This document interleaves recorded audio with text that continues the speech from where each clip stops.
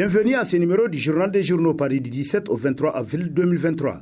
Un numéro que nous entamons avec le quotidien privé Mouria La Voix du Niger, qui titre à la une de sa parution en date du 17 avril « Gouvernance, le modèle démocratique nigérien en vedette à Genève pour affronter les formes de discrimination ». Ainsi, selon le journal, après la présentation des rapports combinés du Niger, 22e au 25e rapport, le pays a été bien apprécié et classé par l'ONU parmi les États qui respectent leurs engagements internationaux en matière de promotion et de protection des droits humains, explique le magistrat Ousseini Djibadje Mamassani, président du mécanisme national chargé de l'élaboration des rapports et suivi de la mise en œuvre des recommandations des organes des traités et de l'examen périodique universel, tel que rapporté par le journal qui poursuit, ce qui constitue un enjeu majeur pour le Niger, d'autant que cela renforce la crédibilité du pays, ajoute-t-il, ainsi que l'attirance des investisseurs et autres partenaires au développement, commente le très expérimenté magistrat nigérien sur la question. Toutes les formes d'exclusion ou de discrimination liées à certaines coutumes contraires à la loi et aux conventions internationales sont écartées par le juge nigérien, et ce conformément aux prescriptions de la loi en constante adaptation au Niger, ce pays résilient, conclut Mouria. Marché public, ministère de l'équipement, le groupement Babati Unacel épinglé par la Banque mondiale. Titre dans la rubrique On en parle de sa parution en date du 19 avril, le quotidien privé L'Enquêteur, qui nous apprend que dans une lettre en date du 25 juillet 2022, le représentant résident de la Banque mondiale au Niger a attiré l'attention du ministre de l'Équipement, Mokhtar Sabo Gado, sur le fait que son institution est en possession d'informations qui soulèvent des préoccupations importantes quant aux qualifications du groupement Babati Unacel.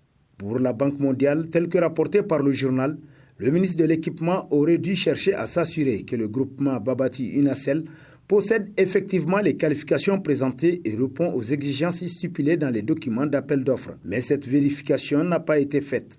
L'entreprise Babati est-elle pistonnée par un homme politique?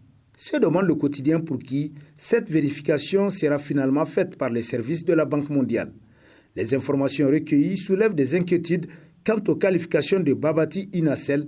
Pour exécuter le contrat, nous apprend davantage le journal qui renchérit. Parmi ses expériences qualifiantes, le groupement Babati Unacel a présenté un contrat réalisé par Unacel dans l'état de Nasarawa au Nigeria. Mais le ministère des Travaux et des Transports de cet état a informé la Banque mondiale que le contrat en question n'a jamais été signé avec Unacel. Cette entreprise n'a pas non plus été choisie pour un contrat de génie civil dans le cadre de la construction d'une route au Nigeria.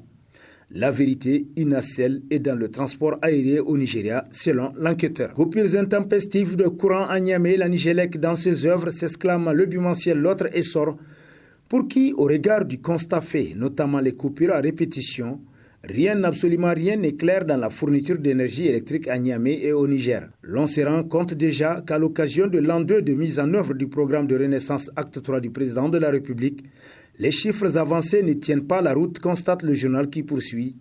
Il est donc grand temps d'avancer les vrais chiffres et de respecter surtout les clients en notifiant par exemple d'avance les éventuelles coupures.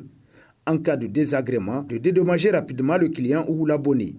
Enfin, il est indispensable de notifier aux autorités la vraie capacité de la Nigélec pour un bon suivi et pour des solutions durables, conclut L'autre essor. Contrôle de l'action gouvernementale, le REGIA dénonce la gestion du ministre Adamou Mahaman, titre dans sa rubrique Nation, l'hebdomadaire satirique Le Hérisson, qui nous apprend qu'en effet, dans une correspondance en date du 13 avril 2023 adressée au Premier ministre chef du gouvernement Oumoudou Mahamadou, le président du REGIA, Ousmane Dambaji, n'a pas été du tout tendre avec la gestion du ministère de l'Hydraulique et de l'Assainissement. D'entrée de jeu, en objet de sa lettre, le président du REGIA parle du sabotage des actions du président de la République pour le secteur de l'eau et de l'assainissement au Niger, tel que rapporté par le Hérisson. Hydraulique et assainissement, des résultats tangibles sur la période 2021-2022, titre dans son numéro spécial l'hebdomadaire La Roue de l'Histoire.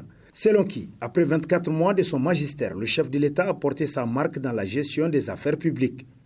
Conséquence, les lignes ont véritablement bougé dans plusieurs secteurs dont celui de l'hydraulique et de l'assainissement. En cette période qu'il faut qualifier de presque mi-mandat, les Nigériens des villes comme des campagnes ont senti d'innombrables changements dans leur quotidien en matière d'accès à l'eau, selon l'hebdomadaire pour qui, ce volet faisant partie des priorités du père de la nation pour booster le développement rural, est en train d'engranger des résultats à la grande satisfaction des populations nigériennes qui voient du concret. Une telle prouesse est à mettre à l'actif de Mohamed Bazoum et son ministre de l'Hydraulique Adamou Mahaman. Ce dernier, depuis sa nomination en avril 2021, a multiplié les initiatives, innovations et surtout les offensives pour améliorer la desserte en eau. À ces actions salvatrices s'ajoutent les plaidoyers qu'il mène tant au Niger qu'à l'international, nous apprend la roue de l'histoire. Conseil supérieur de la communication, la presse nigérienne vers une nouvelle dynamique. Ces demandes dans les colonnes de sa parution en date du 20 avril, le quotidien privé Mouria la Voix du Niger, qui nous apprend que le président du CSC a souhaité qu'au cours de leurs assises ayant débuté le 17 avril 2023, qu'ils poursuivent la réflexion au plus vite pour promouvoir des véritables entreprises de presse qui n'auront rien à envier à celles que nous voyons ailleurs. Entre autres solutions, Salif Labo Boucher pense que rehausser le fonds d'aide à la presse améliorera son mode d'attribution et d'utilisation. D'adapter un impôt spécifique aux entreprises de presse, l'exonération de la production journalistique pourrait ainsi participer à un nouvel élan et surtout dans ce sens à accélérer le processus de mise en œuvre de la signature par tous de la Convention collective interprofessionnelle de la presse qui depuis longtemps tarde à être totalement opérationnelle, a-t-il précisé avant de rappeler le portefeuille alloué au fonds d'aide à la presse comparativement à certains pays de la sous-région, selon Mouria la Voix du Niger. Gestion désastreuse de la Renaissance, les Insoumis appellent à une mobilisation générale pour arrêter la dérive.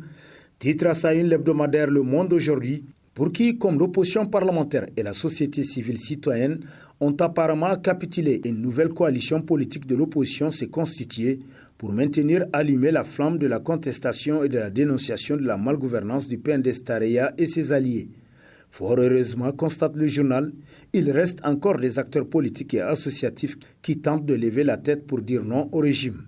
Au nombre de ces acteurs politiques figure le mouvement pour les actions démocratiques des Insoumis du Niger, Madina Africa, qui a d'ailleurs rendu public une virulente déclaration le lundi 17 avril contre la Renaissance, nous apprend le journal qui renchérit. La déclaration est articulée autour d'un certain nombre de sujets, dont la gestion chaotique de l'insécurité armée qui affecte plusieurs régions de notre pays, la présence inutile des forces occidentales. Sur le plan social et judiciaire, le regroupement politique des Insoumis a d'abord demandé la révocation du directeur général de la CARENI pour incompétence notoire avant de s'indigner de l'attitude du gouvernement qui a bloqué illégalement les comptes bancaires des enseignants contractuels, y compris leurs épargnes pour fait de grève selon Le Monde aujourd'hui qui conclut, pour sûr, tel que le pays est en train d'être géré de façon patrimoniale, par les renaissants, seule une mobilisation générale des populations peut mettre fin à la dérive. Affaire de mensualisation des pensions, la CARENI martyrise les retraités, titre dans ses colonnes Le Miroir pour qui, censée être effective à compter du mois de janvier 2023, la mensualisation de la pension des retraités de la fonction publique peine à se concrétiser toujours, où des difficultés d'ordre technique et matériel ont été signalées dans plusieurs régions de notre pays, privant du coup plusieurs milliers de retraités de leurs droits. La plupart de ces retraités ont passé le mois de carême et vont passer la fête sans avoir perçu ni la pension nouvelle formule, moins encore la pension ancienne formule. Cette gestion chaotique du système de pension dans notre pays est la conséquence directe de la mafia qui s'était installée depuis longtemps autour de ce système de pension où beaucoup de fonctionnaires se sucrent sur le dos des paisibles retraités, créant un dysfonctionnement de manière délibérée pour saboter les nouvelles réformes du système envisagées par le président de la République en vue de mensualiser et de bancariser la pension pour mettre à l'abri nos retraités de certains fonctionnaires véreux, sans foi ni loi, tapis dans les arcanes du Trésor et de la CARENI, selon Le Miroir qui conclut. Une mesure ardente doit être prise dans les meilleurs délais par les autorités au plus haut niveau pour mettre fin à ce cafouillage dans la gestion des pensions dans notre pays. Agroalimentaire, la société du riz du Niger, 56 ans d'expérience au service de la nation, s'exclame entre autres dans la rubrique Poule du Niger de sa parution en date du 19 avril, le quotidien privé Mouria la Voix du Niger, pour qui nous devons commencer à consommer local pour justifier notre engagement personnel à soutenir le label national.